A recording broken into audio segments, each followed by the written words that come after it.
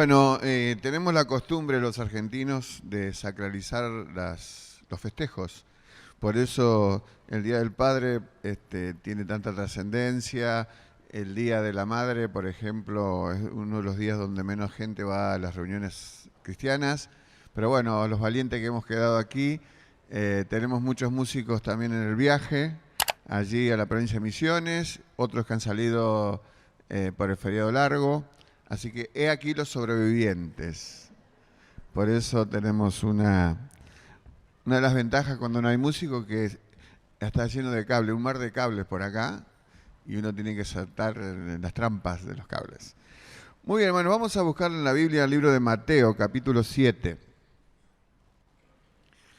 Este es el sermón más extraordinario de Jesús, según muchos dicen, que está en una forma muy extensa en el capítulo 5, 6 y 7 de Mateo, y que está también en forma fraccionada, porque no es el mismo texto completo, en Lucas capítulo 6.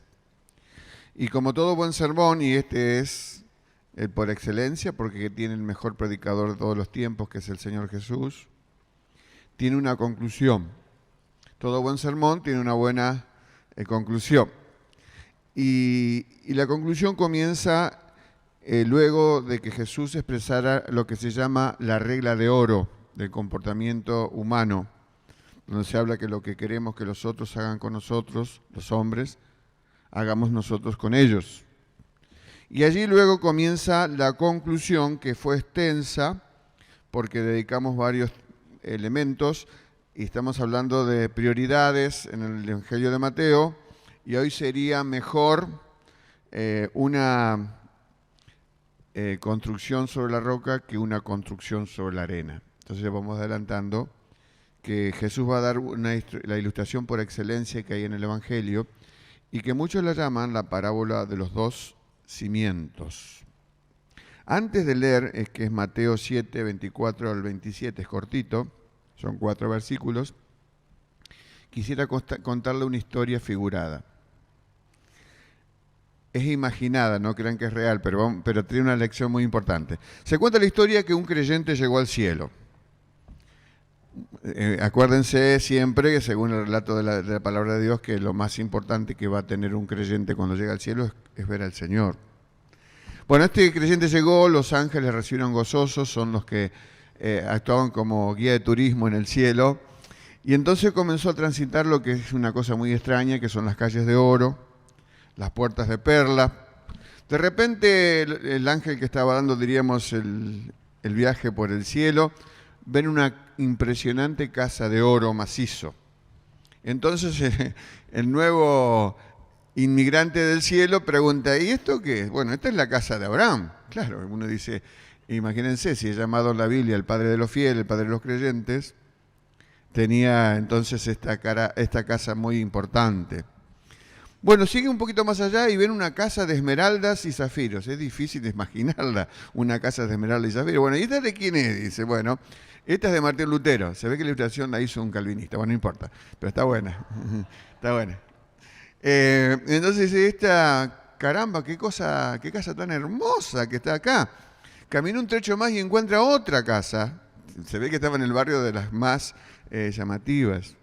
Y dice, esta casa de perlas y brillantes engastados, ¿de quién es? Bueno, dice, es del famoso predicador Carlos Spurgeon, que es un predicador que conmovió a Inglaterra a fines del siglo XIX. Bueno, pero ahí el creyente de la imaginada historia, comienza a frotar las manos y dice, ya vi una de oro, vi una con esmeraldas y zafiros, vi una de perlas. Habrá pensado, ¿cómo será la mía? Bueno, llegan de repente a un terreno. Vamos a poner la ilustración ahora, por favor, Tommy, la ilustración que sigue. Y dice, esta es tu casa, señaló el ángel. ¿Qué había ahí? Había 4 palos y la que sigue, sobre ella había un pequeño toldo, ¿no? ¿Ahí se ve? Sí. Un pequeño toldo. Y entonces miren lo que dijo el ángel, porque el hombre se sorprendió. ¿Cómo los demás? una casa terriblemente importante y la mía en estado desastroso. Y el ángel le dijo esto, presta atención. Mirá, la salvación es por gracia, así lo predica la palabra. El terreno te lo regala el Señor, aquí. Pero construimos en el cielo con los materiales que tú nos has estado enviando desde la tierra.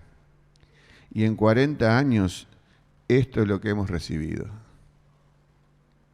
Tremendo, ¿no? Bueno, el Señor dice a través de Pablo en la carta a los Corintios que nadie puede poner otro fundamento que el que está puesto y el cual es Jesucristo. Pero luego menciona 6 materiales. Unos son de sobre la tierra, madera, era y hojarasca, y otros que están debajo de la tierra, son los materiales puros, oro, plata y piedras preciosas. Y allí dice Pablo, en lo que se llama, donde es, diríamos, el juicio de las obras de los creyentes, la obra de cada uno será manifiesta. Llegará un día que Dios todo lo que hemos construido, porque de alguna manera todas las personas construimos. Ahora vamos a leer el texto, no me he olvidado, pero haciendo una introducción, todos construimos. El asunto es con qué tipo de material estamos construyendo. Dice, la obra de cada uno, cual sea el fuego, la probará. Y si permaneciera la obra de alguno que se edificó, recibirá recompensa. Ahora sí vamos a leer entonces la conclusión del Sermón del Monte en Mateo 7, 24 al 27. Empiezo 24. Cualquiera, pues, que me oye estas palabras, uno dice, ¿cuál palabras? La que el Señor acaba de, o está diciéndonos en Mateo 5 en adelante, muy extenso. Y aquí encontramos, hay una generación de oidores, porque vamos a ver que los dos edificadores, los dos oyeron. Nada más que uno hizo una cosa y otro otra. Le compararé a un hombre prudente que edificó su casa sobre la roca. Y miren lo que pasó. Ese había construido bien. Ahora, quiero decir que si se construye sobre roca lleva mucho tiempo. Según el Evangelio de Lucas, que es el pasaje paralelo, da la idea que esta expresión cavó y ahondó. Es decir, que tomó un esfuerzo muy grande. Porque aparentemente cuando se hacen los cimientos de una casa, un edificio, lo que sea, lleva tiempo y lleva dinero, costo. Y muchos posiblemente se desalientan por el tiempo invertido y porque de alguna manera quieren acelerar el proceso de construcción. Entonces saltean algo que es determinante, es la base. Pero miren qué pasó con la casa que estaba sobre la roca, verso 25, ahora dice que descendió lluvia y vinieron ríos y soplaron vientos y golpearon contra aquella casa. Y no cayó. Uno dice, ¿por qué no cayó? Porque estaba fundada sobre la roca. Y hay el pero que ahora nos va a introducir, a veces hay unas afirmaciones del Señor y el pero nos introduce a una opuesta. Acá también, pero acá la primera descripción es de algo positivo, algo bueno, algo trascendente. Pero ahora vamos a encontrar otro constructor, que tal vez usando los mismos planos, porque lo que está oyendo es la palabra del Señor. Pero cualquiera que me oye estas palabras, ¿cuál? Las del Sermón del Monte, las que Jesús había expresado, y dijimos que había toda una generación de gente que escuchaba y que Jesús en muchos puntos determinantes del sermón está tratando de destruir una falsa confianza que tenía esa gente. ¿Cuál era la falsa confianza? La falsa confianza era que pretendían que por ser descendientes de un gran hombre como Abraham, el padre de la fe, ellos con eso era el pasaporte a ser parte del reino de los cielos. Jesús destruye eso, porque plantea que hay dos puertas, dos caminos, lo que vivimos anteriormente, y que hay la alternativa, y invita a entrar. Si invita a entrar esa gente que estaba allí pretendiendo ser, por descender de Abraham, un ilustre creyente, el formador del pueblo hebreo, como estamos estudiando una hora antes de este culto, ellos pensaban, tengo pleno derecho. Pero acá el Señor no solamente los distingue por la puerta ancha, que van todos tranquilos, donde entramos con nuestros méritos, pretendemos entrar, pero no entramos. Y con muchos otros elementos de tal vez la la tradición evangélica o la tradición religiosa que sea, como presentándole a Dios un currículum para que eso sea, diríamos, la puerta de entrada. Y el Señor dice, no, está la puerta angosta y con eso entras vos solo con un elemento importante, confesión en mi nombre, creer en la salvación por la fe y una vida cambiada como resultado de haber puesto la fe en Cristo. Sigamos entonces con la lectura. Pero cualquiera que me oye estas palabras y no las hace, qué triste, le compararé a un hombre insensato. El otro se llamaba prudente. Lo llamó el Señor prudente. Este lo llama insensato. Que edificó su casa sobre la arena.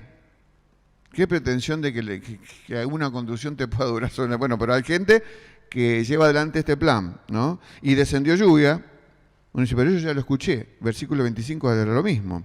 Sí, son las mismas pruebas. Quiero decirles que lluvia, ríos y viento, muchas veces la gente interpreta lluvia, el trato de Dios, ríos, el trato de los demás semejantes, de los hombres, y viento, el trato que el enemigo hace sobre la construcción de los cristianos. Mi opinión es que no podemos ser tan precisos con los detalles de las parábolas, porque de las parábolas no se saca doctrina. Son ilustraciones de verdades profundas que Dios utiliza para que uno pueda entenderlo, porque somos un poquito todos duros de entendimiento. Así que bueno, estamos aquí frente al insensato, que su construcción está sometida a prueba, como la otra. Pero acá hay un final diferente.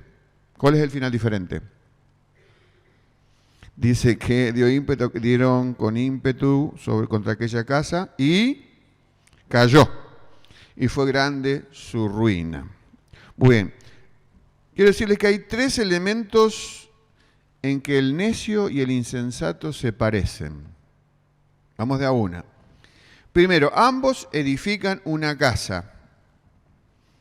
Por eso dice que uno escuchó y haciendo caso de lo que escuchó, edificó. Aquí estaríamos hablando de cuando la palabra del Señor llega de verdad a la vida del ser humano, obtiene de parte de Dios la regeneración.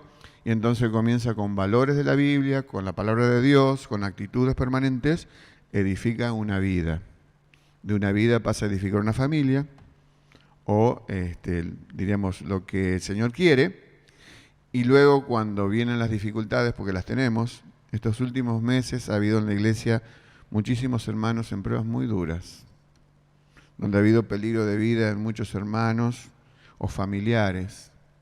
Y bueno, ha cumplido, por supuesto, lo que esta ilustración nos pone delante de nosotros. Y han salido airosos porque Dios es bueno. Y por supuesto que las luchas siguen, no es que se han terminado. Así que ambos escuchan la palabra de Cristo. ¿Qué escuchan? El mensaje de Cristo, el mismo evangelio, la misma predicación, al mismo mensaje bíblico. Podríamos suponer una congregación cualquiera sea, esta o cualquiera otra.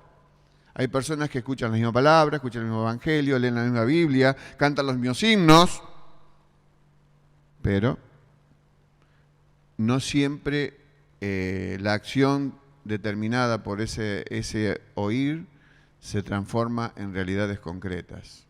Muchos se dedican a seguir construyendo en la arena y otros a construir sobre la roca. Bueno, segundo lugar, ambos edifican una casa. Porque dice, cualquiera que me oye, el verso 24, dice, es comparado a una persona que construye. Y el 26 también construye, ¿no? Entonces es la práctica de la fe, o la supuesta fe, la práctica de valores. Uno dice, uno tenía valores. No, los dos tenían valores. A veces decimos, estamos en una sociedad sin valores. No, estamos en una sociedad que tiene otros valores a los nuestros, pero tiene valores. Tal vez no son los que compartimos, no son los que abrazaríamos, pero están allí. Y también decisiones y estilo de vida. Ahora, ¿qué representa una casa en esta ilustración? La casa representa un lugar de refugio, donde nos sentimos seguros. Y está visto que muchas veces cuando aumentamos de edad, las personas nos cuesta salir del lugar de refugio que es nuestra casa. Esté linda, esté fea, como esté, es donde nos sentimos seguros. Y parece que estas dos personas se sentían seguras porque pretendían haberse refugiado en Cristo. Por el final de la historia sabemos que uno sí se había refugiado en Cristo. El otro, en su propio criterio, en su propio parecer, y había abrazado la fe aparente. Por eso el Señor insiste con demasía en este tema, porque la última reflexión que tuvimos de Mateo 7, 21 a 23, que es durísimo, porque es dura la palabra, habla de aquellos que le dicen al Señor, Señor, hicimos esto, hicimos aquello, el Señor dice, nunca os conocí. Hace una semana escribí un artículo para un periódico digital de la denominación, hablando de esto, porque me había impactado lo que estaba estudiando. Y entonces, un hermano, un pastor conocido, me manda a decir de que si no había sido yo muy duro con las expresiones, porque yo he hablado de la naturaleza de la idea de la cabra vestida de oveja, ¿se acuerdan? Esa idea, mejor oveja que cabra vestida de oveja, era la idea, medio chocante pero la Biblia usa muchas ilustraciones de la naturaleza para ilustrar la verdad. Pedro utiliza el perro enfermo que come su vómito, perdón que lo repita, y también la puerca lavada que se va a revolcar en el barro. Y Pedro está diciendo, la naturaleza de esas personas no han cambiado, de esos animales no ha cambiado. Nosotros hemos sido cabras, perdón que use esta expresión, y nos hemos transformado en ovejas. ¿Por qué? Porque Dios ha puesto el ADN del cielo en nosotros. Entonces hay una insistencia en el final del sermón, porque el Señor sabe de que hay muchas personas confundidas, y no dice algunas. El texto que dice la Biblia, por ejemplo, 7.22 de Mateo, 7.22, dice muchos. Y eso golpea. Porque dice, bueno, una excepción, alguien que del montón, de la cantidad de personas que escucharon el Evangelio, una, dos, no, acá dice muchos. Entonces por eso tenemos que prestar atención. Ahora, una de las cosas que me comentaron del artículo que estoy diciendo que era de este tema, era que si tal vez no era muy duro, si yo me transformaba en dueño de saber si una persona es convertida o no. Y yo creo que no esposaba la gracia. Yo creo que la gracia de Dios también se evidencia en las señales de advertencia. Es decirle a aquel que está creyendo, que está apoyado en la roca, y está apoyado en la crasa arena. Muy bien, ahora la pantalla que sigue, las cosas en las que se diferenciaban el uno del otro. Los cimientos de ambos eran diferentes. Lo dice Jesús, uno en la arena y otro en la roca. Ahora, ¿cómo lo traducimos en una confesión personal? Por ejemplo, el que construía sobre la arena podría haber dicho, yo sé que soy salvo porque confesé a Cristo como mi Señor. Tengo la evidencia del testimonio del Espíritu, Romanos 8. Y en mi corazón, lleno de tinieblas y maldad, ha sido verdaderamente transformado por Cristo. Y veo que todavía sigue aún en mi vida una lucha por hacer la voluntad de Dios. Ese que construyó sobre la roca. Pero vamos a imaginar el que construyó sobre la arena, ¿qué expresión puede decir de lo que es su fe? O diríamos su supuesta fe. El necio, así llama o insensato la Biblia, dijo algo parecido a esto. Yo sé con certeza que soy salvo. ¿Por qué? Porque yo conozco la doctrina bíblica. Bien. Yo creo en la Biblia. Bien. Es la palabra de Dios la Biblia. Me emociono, no hay nada de malo en emocionarte cuando estoy en la iglesia, canto los himnos, cuando pienso en el Señor. Porque participo en toda la actividad de la iglesia y escucho la palabra de Dios en cada culto. Pero aquí no habla de corazón transformado, de lucha entre la nueva naturaleza y el residuo de la vieja naturaleza, y no habla del testimonio del Espíritu. Uno construye sobre roca, otro construye sobre arena. Y dice, el asunto aquí no es conocer la doctrina bíblica, que está bien hacerlo, ni aún aceptarla, ni aún emocionarse, que no tiene nada de malo. Pero cuando es solo eso, es algo inconsistente, que no va con la verdad de Dios. Por eso Cristo nos advierte aquí en el texto, sabía que a sí mismo en aquel mismo día donde Él dio este sermón y donde está dando la ilustración final, muchos escucharían, y aún dice el final del Sermón del Monte, pero fuera de la reacción de la gente, el versículo 28 y 29 de Mateo 7, dice que la gente se admiraba de la doctrina. Ahora yo me puedo admirar con la doctrina de Cristo, pero no ponerla en práctica para nada. Y no ser un discípulo obediente. Y dice, porque Jesús enseñaba con autoridad y no como los escribas. Así que debemos preguntarnos, ¿de qué manera yo estoy escuchando? Mira, hay un texto de la Biblia que quiero compartirle en Ezequiel 33, que es espeluznante. Ezequiel fue un profeta que predicó en un tiempo de apostasía.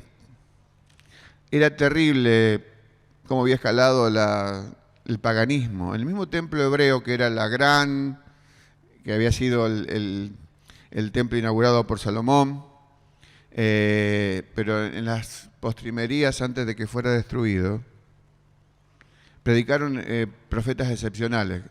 Isaías antes y Ezequiel después, y eran profetas que portaban la palabra de Dios. Y miren lo que dice 33, verso 31 al 33, cómo reaccionó la gente. Y pregunto si no es parecido a cómo reaccionó el hombre insensato, oyendo y no practicando. Dice, y vendrán, verso 31, a ti como viene el pueblo y estarán delante de ti. Le dice Dios a Ezequiel, vendrán. ¿A qué? A escuchar, por supuesto. Como pueblo mío, ¿serán o no serán? Y oirán tus palabras, Ezequiel, lo que estás predicando, y lo que yo te revelé, y no las pondrán por obra. Antes hacen halagos con sus bocas. A veces, como cualquier ser humano, puede ser algo agradable que alguien halague a alguien que comparte la palabra de Dios. Por supuesto, no hay mérito alguno porque somos simples siervos. Pero dice, mire lo que escuchaban y halagaban. Y el corazón de ellos, ahí está el punto, el corazón de ellos está el punto, anda en pos de su avaricia. Mire lo que sigue diciendo. Y aquí que tú eres a ellos, miren con quién lo comparaban a Ezequiel, con un cantor de amores. Para ser más textual, más contemporáneo, es como si predicara Luis Miguel, José Luis Perales, Roberto Carlos. Eso. O sea que entraba por acá en un momento emocional donde escuchaban y nada más que escuchaban eso.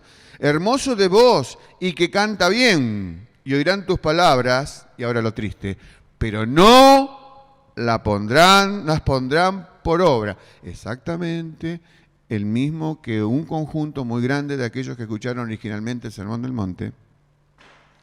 Y lo triste que también debo decir que ese sermón se ha escrito en la palabra y ha sido leído por generaciones de creyentes y de supuestos creyentes. El creyente verdadero obedeciendo y el supuesto creyente haciendo lo que se le da gana, escuchando como si fuera un cantor de amores. Y verso 33, pero cuando ellos viniere, y viene ya, sabrán que hubo profeta entre ellos. O sea, hubo palabra de Dios para ustedes. Así que estos no estaban fundando su vida sobre la palabra segura, aunque la escuchaban con placer. Ahora, nosotros debemos pensar si hemos entendido realmente el mensaje del Evangelio. Esa gente de Ezequiel no la entendió. Un porcentaje grande, posiblemente, de los que escucharon originalmente el Sermón del Monte, no la practicaron. ¿Y nosotros? ¿Cuál es nuestra situación?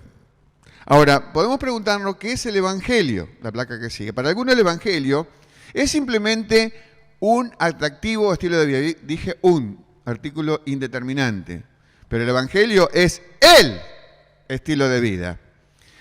No es solamente el Evangelio una vida moral y decente, que por supuesto puede ser derivada de la verdadera fe, pero el Evangelio es mucho más que eso. Cuando invitamos a Cristo a venir a nuestras vidas y trae el milagro de la regeneración, no es porque yo estaba en soledad, que lo estaba. Cada alma sin Cristo está en soledad. Pero no es que Jesucristo viene simplemente a hacernos compañía. Teníamos un problema judicial con Dios. Había una deuda imposible de pagar, expresada en el mismo Sermón del Monte, cuando Jesús enseña a orar. Perdone nuestras deudas. Estamos endeudados. Y eso es reconocer que es imposible el pago de esa deuda, a menos que la sangre de Cristo nos limpie de todo pecado. Tenemos un terrible problema con qué? Somos transgresores de la ley divina. Esa transgresión nos separa de Dios. Por eso está claro en el libro de Romanos, que el pecado nos separa de la gloria de Dios, de su presencia. Y Dios no queda ahí, no dice, estás en la última y estás condenado. Dios dice, no, hay esperanza. Yo traje salvación en Cristo. Ese es el Evangelio completo. Dios da el diagnóstico y Dios da la terapia. Terapia real. No es si tengo un cáncer y me da una aspirina. Me quita toda mi maldad.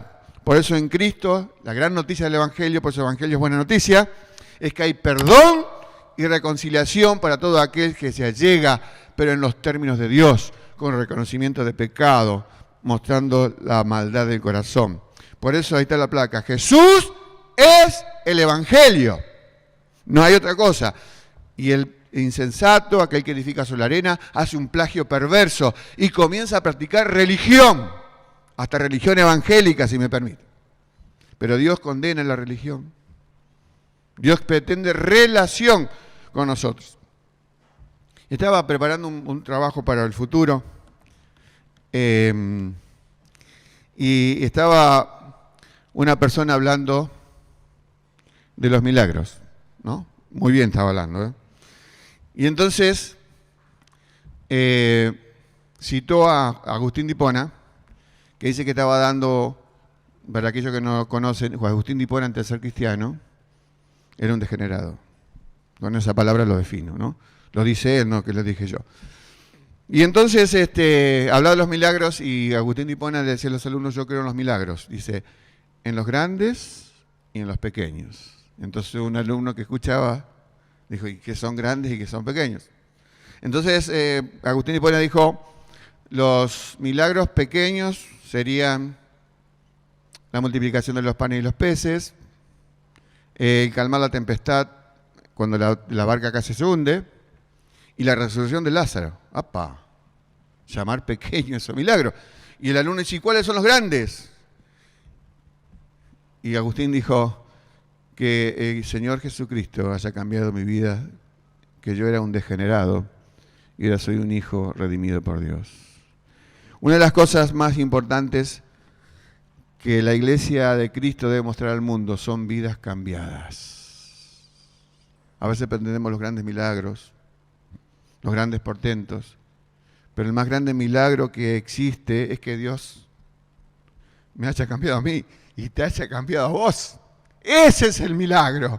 Ese es lo que produce el Evangelio. Eso es lo que no entendió aquel que escuchó y no hizo, porque dedicó poner su vida en un tremendo lugar donde hay arena. Ahora, los cimientos de una casa no se ven. Podemos pararnos en dos casas iguales, una sin cimiento y una con cimiento. Como están tapados, ¿quién ve los cimientos de este edificio? Nadie. ¿Quién ve los cimientos de tu casa? Salvo que vos la hayas construido y supiste que había abajo. Si la compraste, tenés que confiar que el que te la vendió tenía cimiento. Ahora, todo está bien hasta que llega la prueba. La lluvia, los ríos y los vientos. Y aquí descubrimos que muchas veces en el seno de las iglesias hay gente que con mucho ímpetu llega y dice, estoy en la antesala del cielo, miren qué iglesia, la iglesia del centro, acá estamos de 10.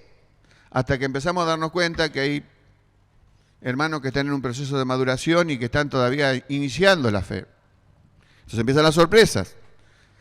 Y después descubre a un hipócrita, o se piensa que acá no hay hipócritas. Sí hay en todo lugar. Lo único que no podemos decir es que está lleno de hipócritas. Igual el grupo apostólico. Había un hipócrita llamado Judas, pero no eran todos hipócritas. Había gente que estaba en un proceso de crecimiento como Pedro y se recuperó. Por eso dice Jesús en Lucas 14, 28, hablando de otra parábola, hace una pregunta al Señor. Dice, porque ¿quién de vosotros, queriendo edificar una torre, no se sienta primero y calcula los gastos? A ver si tiene lo que necesita para acabarla. Mi amigo, si vos decidís emprender la vida de fe, tenés que calcular el costo. El costo. Por supuesto, el costo de la salvación la pagó Jesucristo y nosotros recibimos los beneficios de ese costo pagado. Por eso es gracia, es recibir un regalo inmerecido. No es decir, yo quiero el gozo de los cristianos, quiero la paz de los cristianos y quiero todo así, pero no pones un fundamento seguro, entonces no resistirás la prueba.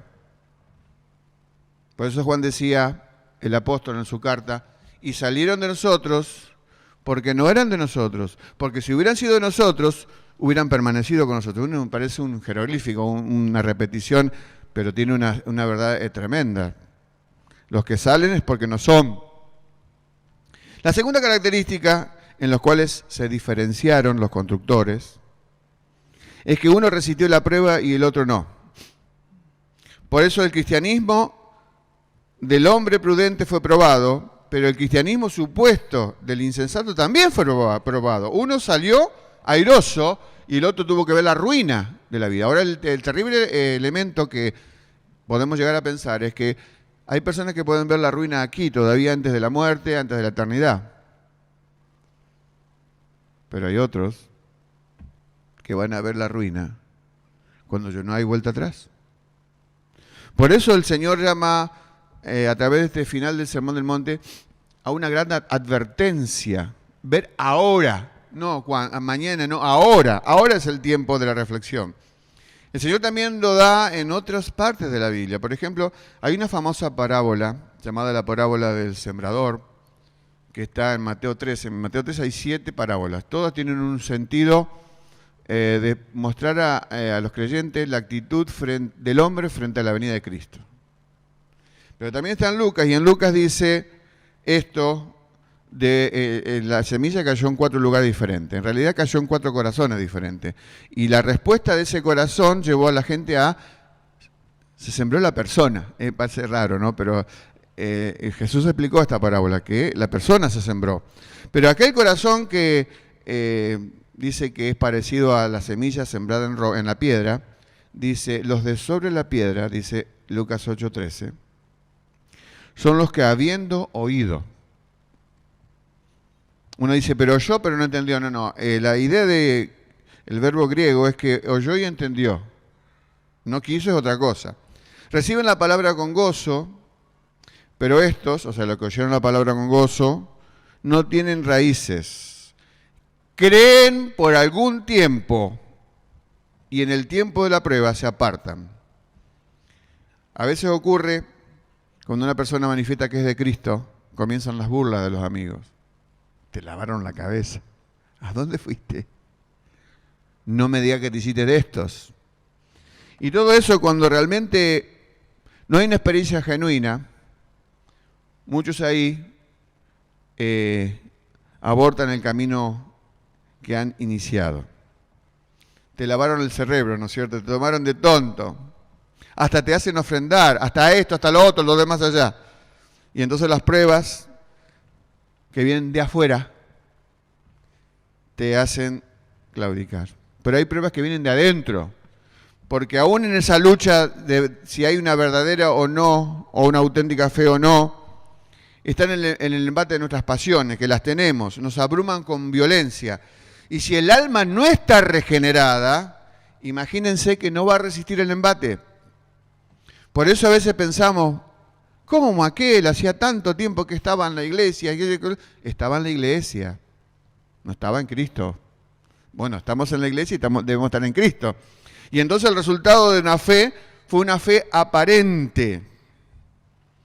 No es que perdió su salvación, no la tuvo del inicio. Por eso a veces la prueba de cuando se idealiza la iglesia. La Biblia te habla de que había 2 mujeres en la iglesia de Filipo, de un nombre rarísimo, Bodia y Sintique, que se pelearon.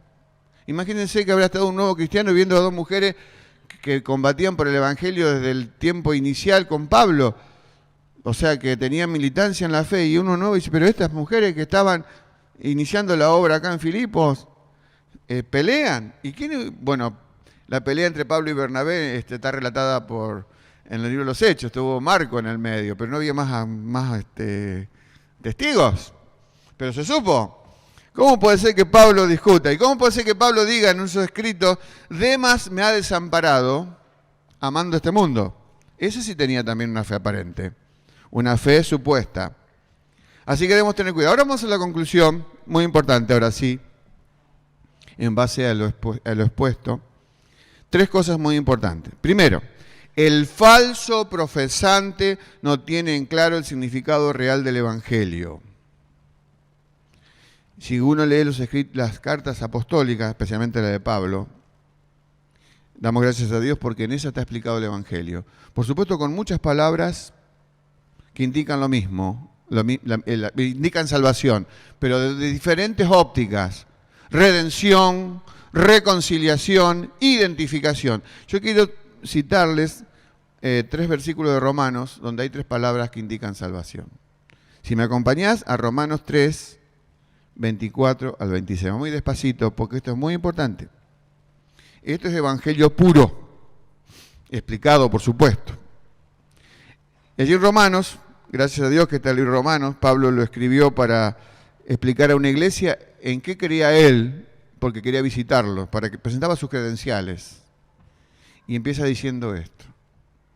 Fíjense que en 3 versículos está repetida 5 veces la palabra justicia o sus derivados. Vamos a la primera. Siendo justificados. Y miren lo bueno que sigue el adjetivo. Gratuitamente. ¿Cómo? Gratuitamente. Por su gracia, mediante la redención. Segunda palabra de salvación, redención, que es en Cristo Jesús. Y habla de Jesús, dice, a quien Dios puso como, otra palabra rara, de salvación, propiciación. Ahora debe explicar un segundito. Por medio de la fe en su sangre, para manifestar su justicia, segunda vez que aparece la palabra justicia, en el 24 al inicio, a causa de haber pasado por alto, en su paciencia, gracias a Dios, mis y tus pecados pasados, con la mira de manifestar en este tiempo, ¿qué cosa? Su justicia, tercera cita, justicia, a fin de que Él sea el justo, cuarta cita de justo, justicia, y el que justifica, quinta cita, al que es de la fe en Jesús, de Jesús nosotros, ¿no? Entonces aquí hay 3 términos que tienen que ver con salvación, muy buenos, muy importantes. Por supuesto que hay que explicarlo porque algunos de ellos tienen que ver con cosas que ya no existen, diríamos, en la dimensión de la antigüedad. Primero es justificación. ¿Qué es justificación? Es en un tribunal declarar justo al culpable. Eso sos vos y eso soy yo. Dios me declaró justo con toda la basura y la podredumbre de mi corazón. Un día frente a Cristo, Dios trajo la vida nueva, me justificó, me perdonó y entendí que la sangre de Jesús derramada fue por mí. Me justificó. Como dice Pablo en otra parte, el que no conoció pecado, por nosotros lo hizo pecado, ¿quién? Dios, para que nosotros fuésemos hechos justicia de Dios en Él. Qué hermosa declaración, qué hermosa realidad, Dios. Soy justificado, sos justificado. Pero después dice redención. ¿Por qué digo que es difícil? Existe otro tipo de esclavitud en el mundo moderno. Y qué hablar en el mundo del espíritu. Somos esclavos del pecado. Cuando el hombre pecó, quedó esclavo del yo, del mundo, del pecado. Redención, en el mundo de la Biblia, la mayoría de la gente en el mundo antiguo eran esclavos. Así que miren si no van a entenderlo. Y redención, redimir es sacar del mercado de esclavos a los esclavos, pagando un precio para ponerle una nueva dimensión que es la dimensión de la libertad. Bueno, eso que ocurría en el mundo antiguo en forma real con los seres humanos, lo hizo en el mundo espiritual Dios. Al pagar el rescate, Dios nos sacó del mercado de esclavos, donde el jefe de toda esa rebelión era Satanás, lo venció, le quitó el poder para mantenerse juzgado a esas personas y el Señor nos rescató. Redención, redención. La Biblia dice a través de Pablo, el que hace pecado es esclavo del pecado. Pero en el Evangelio Jesús dice que y conoceréis la verdad y la verdad nos hará libres. Nos hará libres. Y también la tercera palabra, que esa sí es la más rara de todas estas 3, es propiciación. ¿Qué es propiciación? es aplacar la ira de Dios, el enojo santo de Dios. Uno dice que el carácter de Dios es caprichoso y entonces se la agarró conmigo, se la agarró con vos. No, no. La ira de Dios es porque Dios es justo y va contra el pecado humano. Y cuando el pecado humano es satisfecho con la sangre derramada, con el sacrificio del Calvario, Dios, su santa ira, es aplicada a mi vida, y yo, en lugar de ser mirado con ojos de ira, soy mirado con ojos de misericordia y de gracia. Dios no es un ser con mal genio y un ser rabioso, por favor. Es la persona más buena, más misericordiosa, pero tiene un atributo que es la justicia. Así que el falso procesante no tiene claro esto. No tienen claro la justificación, la redención, propiciación, identificación, reconciliación, todas las palabras de la salvación. Porque cree en el mérito personal o vaya a saber en qué. Porque el falso procesante hace cosas que tienen que ver con la supuesta fe que posee. Pero esa supuesta fe no sirve para salvación. Segundo elemento, el falso profesante no tiene en claro el significado de la fe. Dice Pablo, escribiendo a los Efesios, porque por gracia sois salvos, son salvos por medio de la fe. Y después dice, y esto, no dice y esta. Esto, todo el proceso de salvación, no es del hombre, no es de vosotros, es don, regalo de Dios. Y Pablo también dice, en otro parece juego de palabras, parece en Romanos 11, 6, miren lo que dice. Y si por gracia, está hablando de salvación por gracia, y si por gracia, ya no es por obras. De otra manera, la gracia ya no es gracia. Y si por obra, ya no es gracia. De otra manera, la obra ya no es obra. Ahora, eso dice Pablo, y lo dice Dios por Pablo, mejor dicho. Pero Dios también habla por Santiago, porque la Biblia tiene un mismo paquete. Toda la Biblia es inspirada por Dios. Y resulta que Santiago, cuando dice, la fe sin obras es muerta, cuando especialmente Martín Lutero, cuando sacó a la luz la prédica de Pablo y del Evangelio, de la salvación por gracia, y Lutero empezó a leer a Santiago, que fue el primer escritor del Nuevo Testamento. La primera carta que existió fue Santiago. Entonces, leyó esto, Martín Lutero, como venía encendido en fuego de la salvación por fe, y Santiago hablaba de que vos querés mostrar tu fe, bueno, a ver cuáles son tus obras, mostrame. ¿Vos tenés fe? Mostrame las obras. Entonces se enloqueció, hablo aparentemente, ¿no? Entonces empezó a combatirlo a Santiago. Dice, esta epístola es de paja. Y de paja es para ser quemada. No era palabra de Dios también como la de Pablo. Porque Pablo también había dicho en Romanos 1, 18, porque la ira de Dios se revela, no dice se reveló, se revela continuamente. ¿Contra qué? Desde el cielo contra toda impiedad e injusticia de los hombres.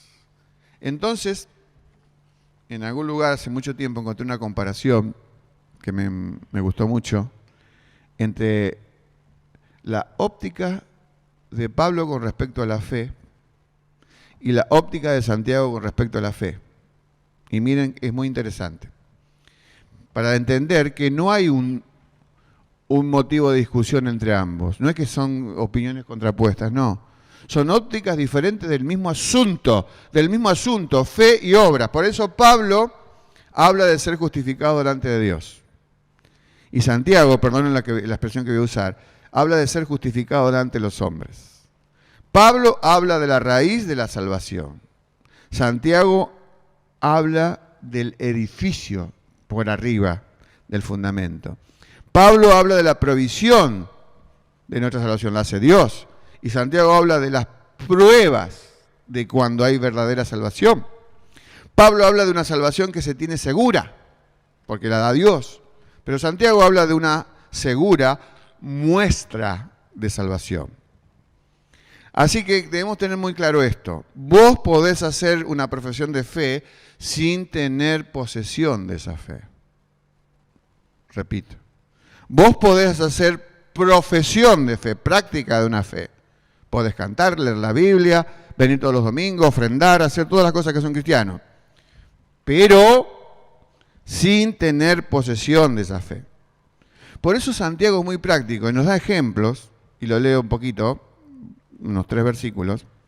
Santiago dice, si un hermano o una hermana están desnudos y tienen necesidad de mantenimiento de cada día, y alguno de ustedes les dice, id en paz, caliéntense y sáciense, pero no le das nada, no le das las cosas que son necesarias para el cuerpo, dice Santiago, ¿de qué aprovecha? Y ahí empieza el tema de la fe, dice, así también, verso 17 del capítulo 2, si no tienen obras, es muerta en sí misma. ¿Qué es muerta? La fe. Porque vos demostrás con una mala práctica o una mala obra tu aparente fe. Dice, pero alguno dirá, tú tienes fe y yo tengo obras. Entonces, ¿qué dice Santiago? Muéstrame tu fe sin tus obras y yo te mostraré mi fe por mis obras.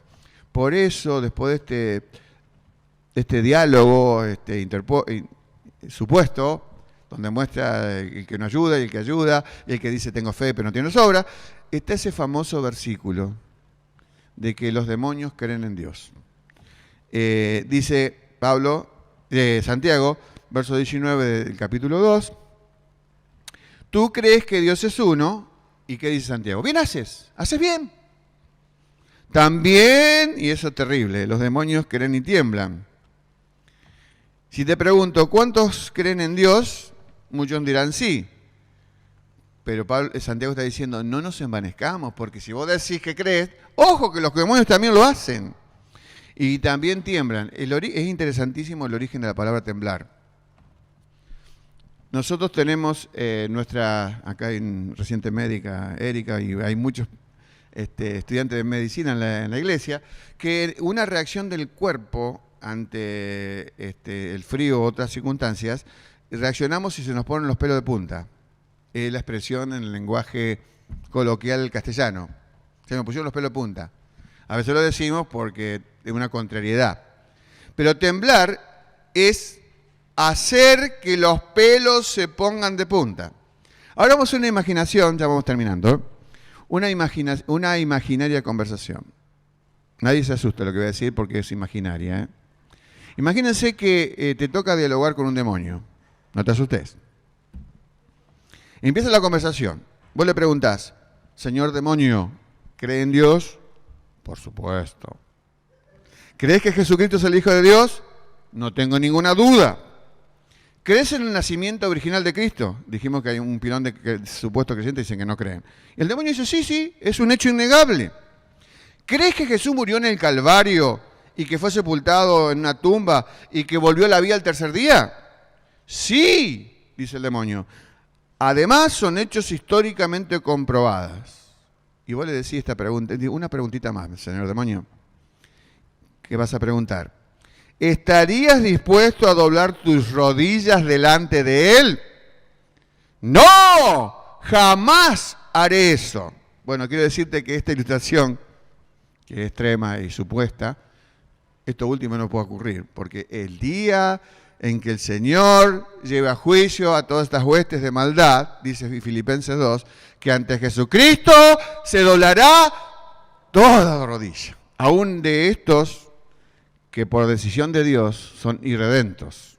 Solo el hombre es redimible. Entonces, ¿por qué a Santiago se le ocurrió poner en el medio la confesión de un demonio? Están en los evangelios también, de que conocían al Señor como el verdadero Dios. Mucha gente pretende exponer su fe y no se dan cuenta que también los demonios manifiestan fe en el Señor. Y con el que tiene fe aparente se emparentan, porque ambos nunca se han rendido al señorío de Cristo. Y en tercer y último lugar, el falso profesante no tiene en claro la inutilidad de su experiencia exterior cuando esa experiencia no está junto con la interior. Hoy va el tercer elemento imaginativo que voy a sugerir.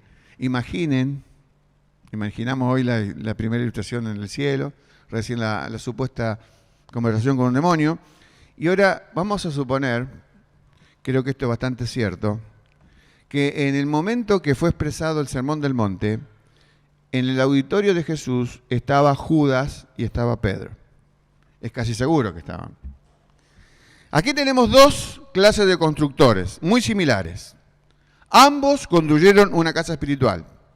Y al mirarlos, porque esto podemos suponer los otros 10 apóstoles que los vieron en momentos determinantes, aun cuando Jesús dijo que alguien le iba a entregar, nadie dijo, no siga hablando Jesús, ya sabemos. Lo hemos visto a Judas. No, eso no ocurrió. Nadie sabía. Y quiero decirte, Judas tenía el privilegio de ser de una localidad, no era Galileo, era del sur. Por eso se llama Iscariote, no es el apellido Iscariote, era de Iscariot, una población pequeña donde posiblemente se piensa que Judas tenía cualidades de entrenamiento o algo contable porque era el tesorero. ¿Y en cualquier institución del mundo, qué se pone como tesorero? Alguien de confianza. Y había confianza en él, por eso nadie... O sea que Pedro construyó su casa, vamos a estar mezclando con Pedro y Judas. Pedro construyó su casa. Judas construyó la de él. Y aparentemente, si me hubieran preguntado a mí antes, yo le daba más crédito a la de Judas. Pedro era medio voluble. Y los demás apóstoles vieron cómo desbarrancó 6 meses antes de la cruz, luego de su gran declaración. Ahora, Judas había construido una casa muy bonita exteriormente. Sabía cómo impresionar a los demás, y bien que se los metió en el bolsillo, porque se descubrió todo su desfalco por indicación de Jesús y por su triste final. Ahora, Pedro también construyó, pero había una gran diferencia. Cuando Jesús terminó de multiplicar los panes y los peces, está en 3 evangelios, creo. En el evangelio de Juan, dio una extensa explicación que llevó a que muchos se fueran. Y Jesús dijo, ¿quieren irse ustedes? Pero en esa ocasión, estoy hablando de Juan capítulo 6, Jesús dijo, no os he escogido yo a vosotros los 12, y uno de vosotros es diablo. Hablaba de de Judas Iscariote, hijo de Simón, porque este era el que le había de entregar y era uno de los 12. Ahora, es interesante que podemos saber de la fe de Pedro, porque en el momento que Jesús preguntó en un lugar de retiro especial, Cesarea de Filipo, ¿quién dice la gente que soy yo? Escuchó varias respuestas. Y luego Jesús preguntó, ¿y ustedes quiénes dicen que soy yo? Jesús diciendo esto. Y Pedro dijo, tú eres el Cristo, el Hijo del Dios viviente. Es una confesión de fe. Ahora tenemos la expresión de Pedro, el comportamiento de Judas, que no parecía absolutamente que tuviera alguna fe aparente, pero la tenía. Las tormentas vinieron los dos. ¿De qué manera? Bueno, Jesús le tuvo que decir a Pedro cuando valientemente dijo, yo, Señor, no te voy a negar, yo te voy a seguir hasta el final, yo. Y Jesús le dijo, Simón, Simón, una de las pocas veces en la Biblia que está repetido el nombre, tiene un significado. Y aquí Satanás os ha pedido para zarandearos como a trigo. Pero yo he rogado por ti, ¿para qué? Para que tu fe no falte. Era poseedor de fe. Claro, era medio enclenque la fe. Él era medio dubitativo, hasta antes de la cruz. Y entonces, estamos los dos construyeron, los dos escucharon el Evangelio, los dos fueron testigos presenciales de muchos de los hechos determinantes del Evangelio, pero Simón Pedro tuvo fe. Por eso el Salvador intercedió por él. Lo esperó y en la Biblia tenemos cómo lo restauró luego de su negación. Y vemos que Pedro, aunque claudicó, retornó al Señor y fue el apasionado predicador de Pentecostés, donde 3.000 personas se entregaron a Cristo y donde él era el menos indicado de pararse en aquel día y exponer en la inauguración de la iglesia el Evangelio, pero demostró Dios gracia y confirmó que tenía verdadera fe. Termino con esto. En una iglesia, una catedral luterana, que es del siglo XII, y que fue afectada por las bombas de las guerras mundiales, en Lübeck, existía en uno de los vitrales, ahí las construcciones eran tremendas en la época del Renacimiento, un poema que es Dios hablando al profesante. Y dice esto, es muy cortito. Me llamas maestro y no me obedeces. Me llamas luz y no me ves. Me llamas camino y no me sigues. Me llamas vida y no me vives o me deseas. Me llamas sabio y no me escuchas. Me llamas amable y no me amas. Me llamas justo y en mí no confías. Me llamas rico y no me pides. Me llamas eterno y no me buscas. Me llamas noble y no me sirves. Me llamas Señor y no me adoras. Y Dios dice, si te condeno, no me culpes. Hasta ahí. Comentario. Esa expresión, si te condeno, no me culpes, me llamabas por todo lo correcto, porque Dios era esto, y es. Y hacías todo lo incorrecto. Las palabras de ese vitral no son una oración que el profesante le hace a Dios, sino una queja entristecida que Dios dirige a las personas, amonestándonos.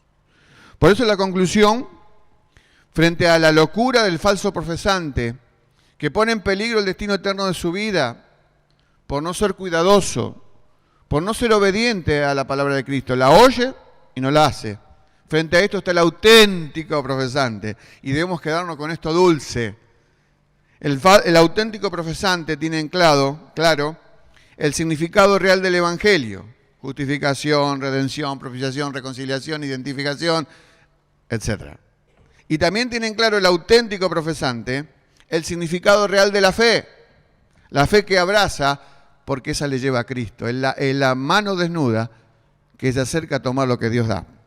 Y también el auténtico profesante entiende el significado real del Evangelio. Él sabe que debe haber una consonancia entre la manifestación exterior y la vivencia interior. Si estas tres cosas no ocurren, no hablamos de verdadera fe. Entonces, que Dios nos bendiga para que esta advertencia que el Señor está dejando, reiteradamente diría yo, después de la regla de oro, en muchas oportunidades habla de los falsos profesantes, habla de los falsos apóstoles y profetas, habla del día del juicio cuando la gente va a tener sorpresas frente a la condena del Señor, y aquí ya más explayadamente, hablando de los constructores. Todos somos constructores. El asunto es dónde hemos puesto el cimiento, ¿en la roca o en la arena? Esperemos que sea en la roca. Y no estén entre esos muchos que un día recibirán su sorpresa de parte de Dios. Voy a orar y después va a seguir Sebastián. ¿No? Concluimos, dice. Bueno, muy bien, vamos a ponernos de pie y vamos a concluir este tiempo especial. Señor nuestro Dios, gracias por este espacio donde tú nos has hablado. Y Señor, yo cuando preparaba estos materiales, también he escuchado tu voz y veo lo grave, Señor, y en el peligro que muchos se encuentran, de aquellos que no han entendido a cabalidad lo que es verdaderamente creer. Y que la manifestación de ese creer es un corazón transformado, una vida piadosa que está a tus pies, que constantemente arregla sus cuentas porque somos pecadores igual, a pesar de recibir redención. Pero queremos caminar contigo, Señor, de tu mano, entendiendo qué es el Evangelio, qué es la fe, y entender que hay una consonancia, una íntima vinculación entre la manifestación externa de la fe y la vivencia interna de la fe. Señor, que todos estemos claros en este día, y aquellos que escuchan por internet también, de en dónde estamos construyendo. Bendito sea tu persona, Señor, porque es tan grande la manifestación de tu amor por nosotros y tu misericordia, que a cada paso nos llamas con advertencias para entender y saber dónde estamos. Bendecimos hoy tu nombre y te pedimos, Señor, que en esta semana que iniciamos, la iniciemos dando el verdadero testimonio de la auténtica fe. Por Jesús. Amén. Dios les bendiga, mis hermanos.